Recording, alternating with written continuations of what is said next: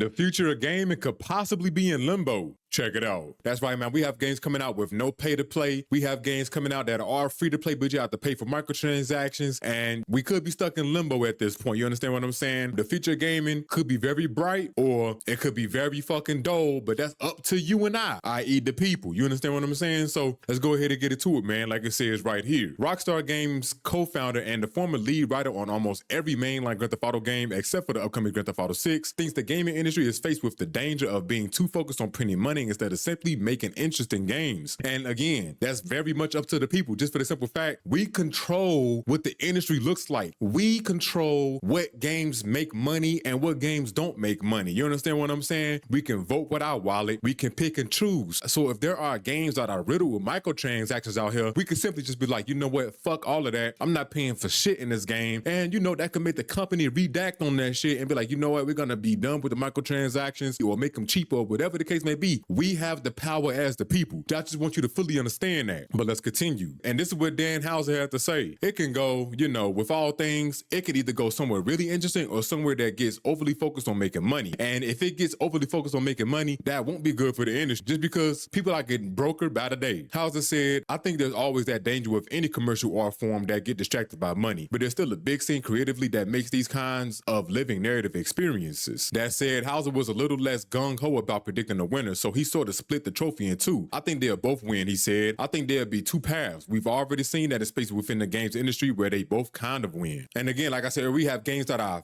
heavily riddled with microtransactions, and then we have games like Expedition 33 that doesn't have any microtransactions, but it's a great fucking experience. So I think it's definitely going to be somewhere down the middle if the people stand up for themselves and be like, you know what? Y'all are charging too motherfucking much for these microtransactions. I'm not paying for this shit. Y'all got us fucked up. That's the only way this shit is going to work. But as long as people continue to take their wallet out and pay for little shit that they won't even be able to transfer to the next game or take with them when they die, then we're going to have this issue where the future is going to be looking like it's going to be geared towards money-hungry companies. You understand what I'm saying? But again, we have the power as the people to make sure that does not happen. But let's continue. It's a problem that's maybe always affected the industry, but in recent years, it's been very hard not to see the influence of corporate greed on games as private equity and bigger tech companies get involved. You don't need to look much further than the endless amounts of live service fluff floating out there, which are more or less glorified real money storefronts gambling devices rather than artful or directed experiences. So yeah, man, like I said, bro, there's plenty of games out here that is not focused on making money. They're priced decent as hell, and you get the most bang for your buck, and you get a full-on